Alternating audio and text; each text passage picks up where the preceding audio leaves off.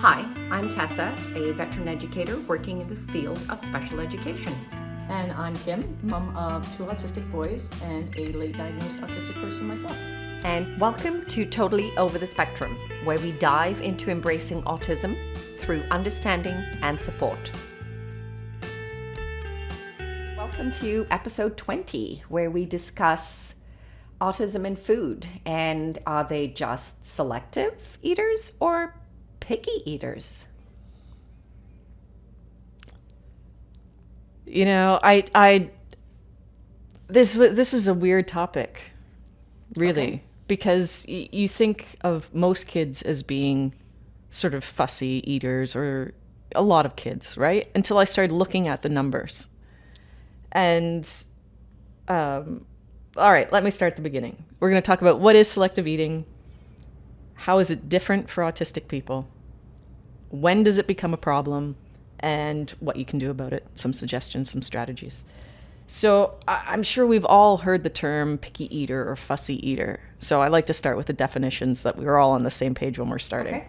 And it's basically someone who has the tendency to eat a limited range of foods due to being particular about flavor or texture, and or the reluctance to try new foods or new flavors.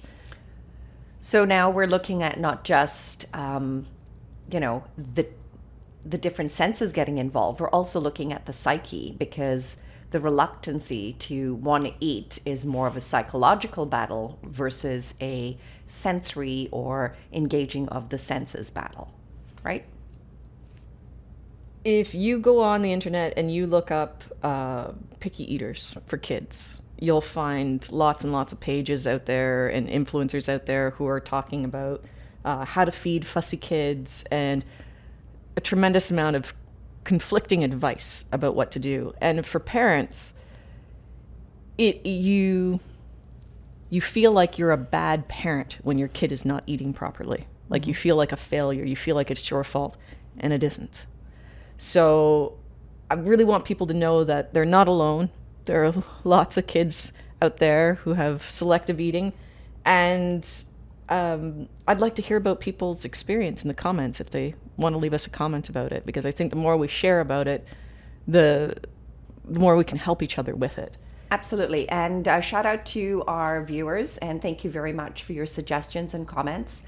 We're also taking one of the comments that one of our listeners had provided in condensing some of our podcasts to keep it to most people's busy schedule. So we're kind of aiming to look at, the 30-minute or 35-minute mark. And then if it's a very heavy subject or a very detailed subject, we're going to break it up into 2 different podcasts. So it's more digestible for our listeners. All right, so we'll get on it. Okay. So what makes autistic kids different than neurotypical kids when we're talking about selective eating? Sometimes there isn't a difference. Autistic kids are still just kids.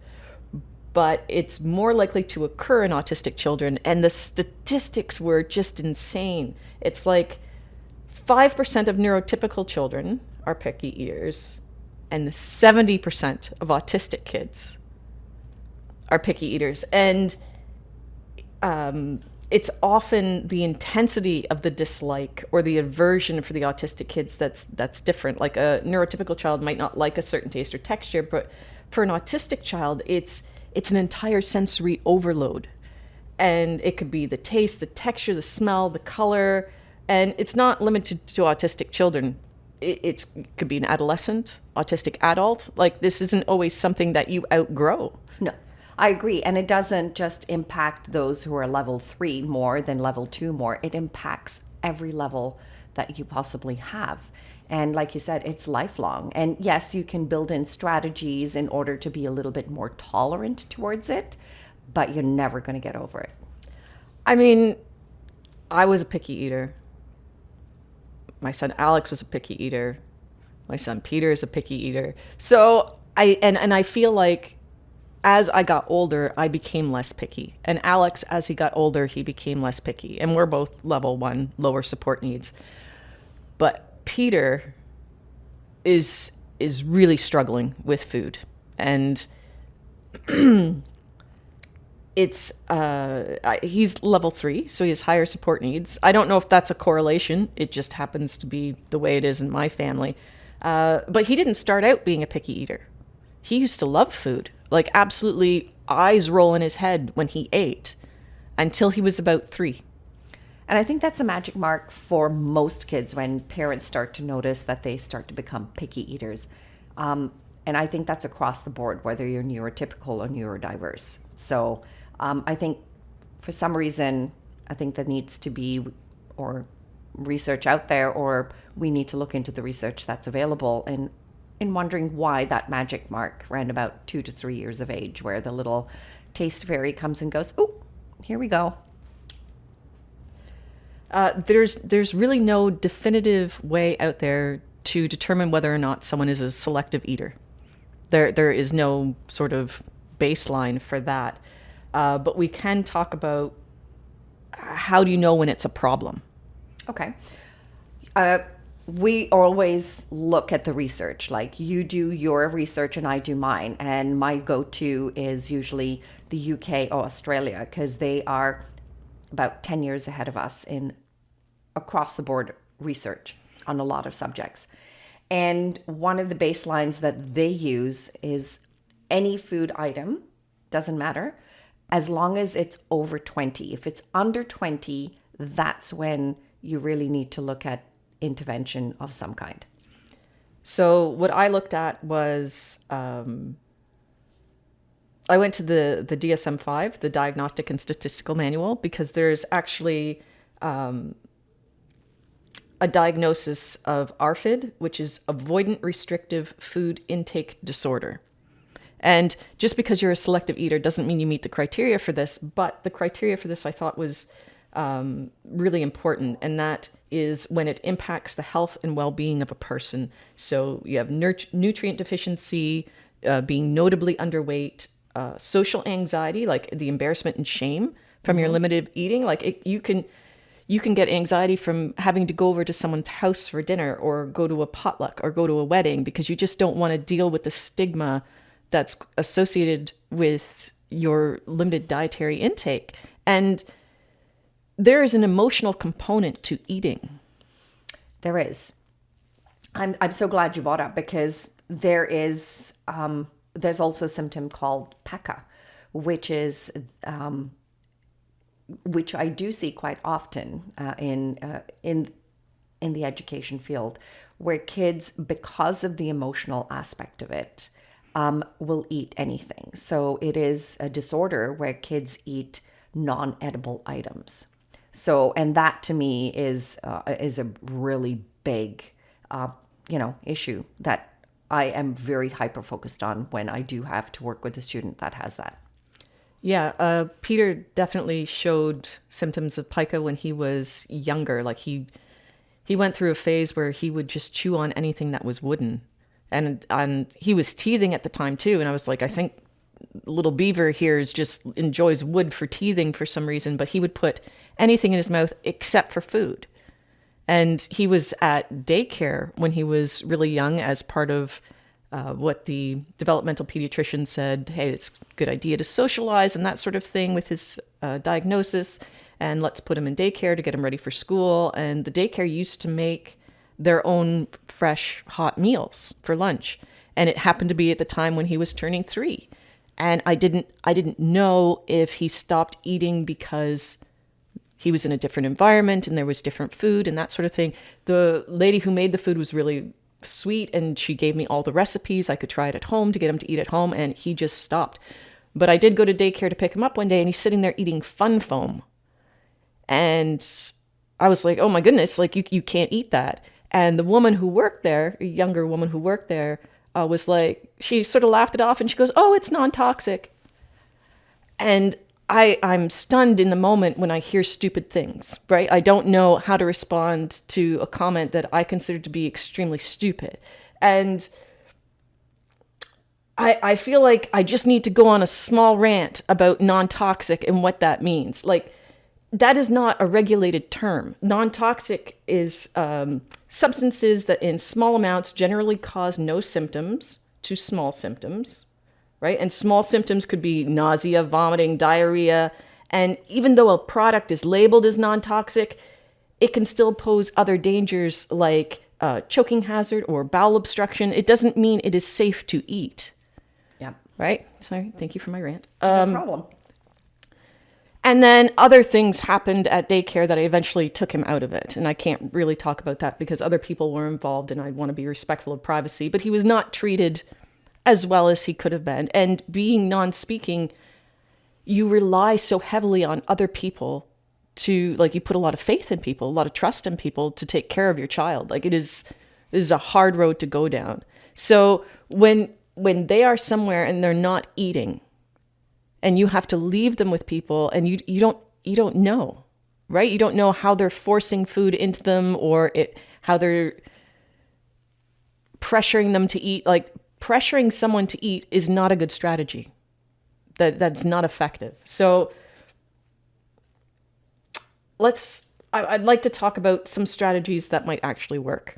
Okay, let's do this. So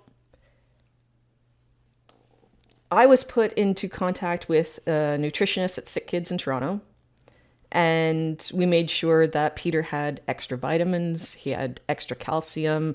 I was baking chocolate chip cookies with Tums ground up in the cookies to get extra calcium into them. Don't do anything unless you talk to a professional. Like, don't just start giving your child supplements and giving them things until you talk to a professional, because they can be harmful in certain doses. And first and foremost, you need to have a baseline to which you work on. Right. So the nutritionist could help me with how to supplement, but they couldn't actually help me with the behavior. Mm-hmm. And I didn't know until fairly recently that falls under the umbrella of the occupational therapist. Yes, it does. Would have been good information to have at the time. It right? is. So I'd like to talk about some of the initial steps that were given to me for Peter when I started working with the occupational therapist. And I highly recommend connecting with an occupational therapist if your child is a selective eater, because every child is different. All their sensitivities are going to be specific to them. And there's a lot of information that needs to be done just specific to that person. Like, Yeah. it's not going to be a blanket statement that, oh, this will work for everyone. And I think another good strategy to have in place, before you meet an occupational therapist, is to have a food log of what your child eats, when they eat it, in what environment, because they are all contributing factors to why kids eat a certain way or certain foods. Especially with autistic kids, it could be less about the food and more about the routine and the predictability of the eating, right? So at the same time, in the same place, the same brand, in the same presentation. Yes. So having all of that information, is going to allow the occupational therapist to do that job far more effectively when they have the data that is presented in front of them.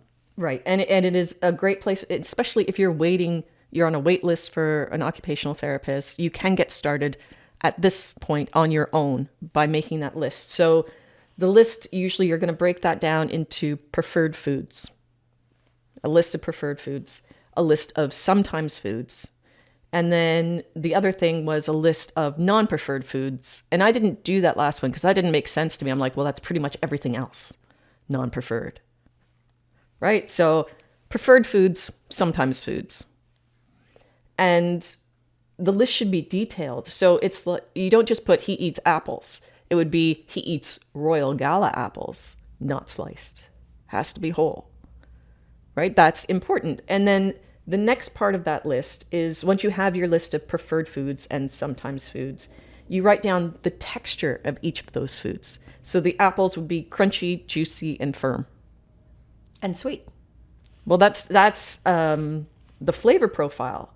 So it's first you write down the texture, right? So you have the texture list, crunchy, juicy, firm. And then you write down the flavor profile, like bland, sweet, savory, sour, or salty. So those would be two separate Entries. Yeah. And then you can look and see if there's a pattern. So Peter tends to like things that are firm, soft, and sweet.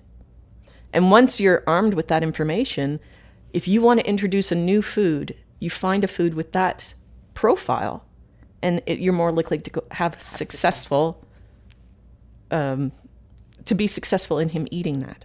Mm-hmm. Now, the other thing I'd like to say to people, it doesn't matter how they eat it. People can often get stuck on them wanting to eat food in a certain way.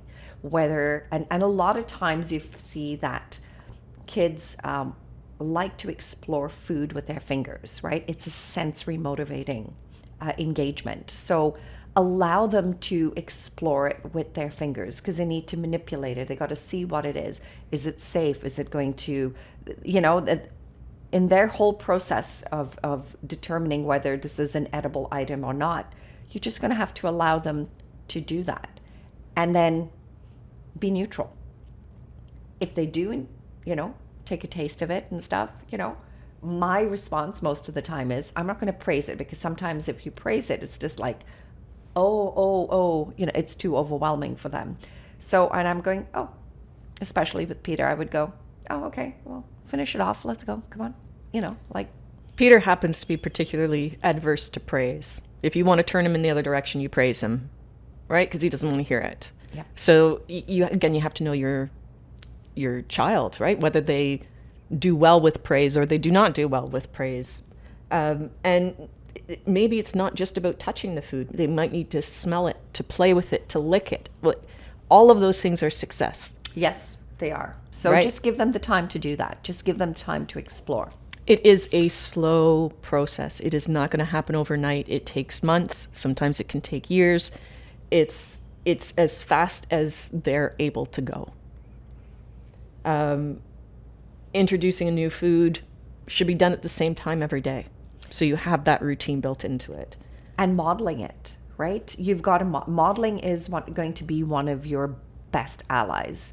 Sitting at the table, having it in front of you, and modeling how you would try the food, right? And your response to it. So, but nothing should be extreme, because if they feel that their emotion and their response to it is not going to, mirror yours, then they're going to be feeling, kind of defeated by the process. So just, model how you're going to eat something and allow them to explore with it. And then every day as you model it, it does seep through. It does. And when you least expect it, they're going to, engage in that modeling skill and do it absolutely perfectly. And, I read stories about children taking food items off of their parents' plate, sitting next to them, and don't have a big reaction. They're still exploring, right? I know we think that kids at a certain age should have reached a certain milestone. We would never get angry at a toddler for making a mess with their food, for exploring their food, for getting it on their face and their hair and whatever. We just consider that part of mealtime. And that might just take longer for autistic kids. Yeah, and you got to look at the cognitive ability of that child, right? So just because their chronological age is, 10 or 12 doesn't mean, cognitively that they are at that same age. So just be patient, understanding, supportive, and this is a marathon. This is a marathon. This is not a sprint. So you've got to set your pace based on that knowledge. And the other thing I wanted to say was, when I was looking for foods with that specific profile, firm, soft, sweet, you try to Google that, and that didn't work. I couldn't find easily that information. I couldn't find foods. I plugged that into ChatGPT, and I had an immediate list of foods with that profile, which I found incredibly helpful. And I just wanted to give people that tip, because it can be very frustrating. You've done the work, you've got your profile, and now to find foods that meet that profile, there were things that were unexpected to me I didn't think of, right? So ChatGPT was my friend that day. Okay, so we're going to go with the occupational therapist. We're going to do start our recording of what they do eat, where they eat it, how they eat it, a detailed log to present to an occupational therapist, which gives you, kind of arms you with everything that you need in order to go and start selecting foods within that food group. We're going to introduce it to them. We're going to model it to them. Now what? We could go on and on and on, but we are trying to keep these to, a manageable time frame. So I think that is a good place for people to start. And I think if people would like to have more information about next steps or ways like specific to them that you could introduce new food, whether that's going to be on a separate plate or in a game format or those kinds of things, like we could literally talk about this for hours. Okay. So I just want to throw in a couple of strategies when presenting food. When you present a large plate of food, visually that looks overwhelming. So if, when you place your food on a smaller plate, it doesn't look as daunting, right? So that is one strategy I often use, is using a smaller plate and a smaller amount so it looks like they can achieve this process, right? Because when you put a large plate in front of people and then you put the food everywhere around it, it looks like an awful lot, and then it becomes very emotionally overwhelming for them. So that's one strategy I often use when I'm working with students with, having issues with eating. The other strategy I love to use is exercise, right? So when you do a lot of exercise and once you're relaxed, the hunger kicks in. And that is your best friend to introducing something. Give them an item that is preferred, that is used, and then an item that is not, a preferred item, but is in the same area of flavor, of texture, of aroma. It meets all the criterias, modeling it, and then just allowing it to do, because when you're hungry, that's it. Your survival skills kick in and it overrides a lot of the other emotions. So that is one of my strategies to use in getting kids to just be in the mindset of wanting to try something. On that line of thinking, it was suggested to me, based on scientific evidence, that withholding food for 24 hours and then introducing food had an 85% efficacy rate in getting them to eat. And I couldn't do it because I felt like it bordered on cruelty for me, right? To withhold food for 24 hours because there is that emotional component to food. And I didn't think that Peter was going to be able to understand why that was happening. And I couldn't do it. And I don't recommend doing that unless you're doing that under the guidance of a doctor, of a professional, right? But it works. It apparently works. 85% efficacy is really, really high. It is. So therefore, and there is a lot of evidence to support exercise and introduction of food, right? And the UK and Australia, they're way ahead of us on this. So so they go, set up the routine for success, right? You have a great start. You know the basis in which that they are going to accept the food, and just up it up that ever so much, right? And I know after I've done a lot of exercise, I'm hungry, right? I'm ready to eat. So I'm going to use those natural forces and then try to gain a little bit of ground. Yeah, I mean, if you're hungry, you'll eat. Yeah. So exercise, routine, consistency. And the other thing is, once we've had success in introducing a new food, start to introduce that food in different environments. Right? Well, now we're going on to like later steps. And again, we could literally be here all day. Yes, I know. So first steps, make your list, go over your list, try and work with an occupational therapist if you can, and figure out those profiles. And for those who are you're dealing with more of the emotional aspect of it, that's when you're going to have to get in a medical professional to come in and assist you with that. And that's a bit of a longer process. It's a little bit more tedious process, but it is an achievable process. All of this is achievable, but it will take patience. It is going to take time, and you need to let them have a sense of control over this. Yeah, that is the key. I find that once you hand over the reins to them, and you're going to have to let them believe that they're in control of the situation, right? You're going to have to play the smoke and mirrors and saying, oh no, this is all up to you. And you're going to be guiding very subtly and, from the back and just letting them, navigate this course on their own.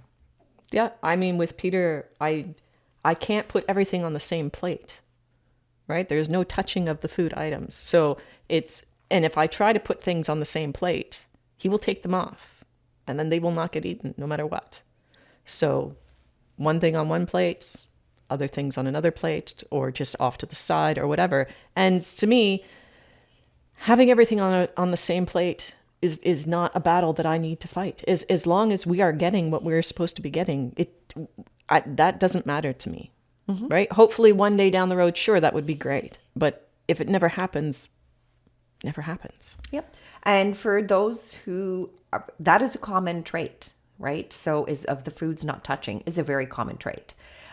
There are plates out there that have dividers, so that makes it very clear and, provides them that black and white divisional thinking for them, and just say, okay, this food can be on this plate because it's never going to touch it because of this ridging over there. So that is a good, that's a good strategy to use for kids that would like a little bit more variety, but they don't want anything touching at the same time.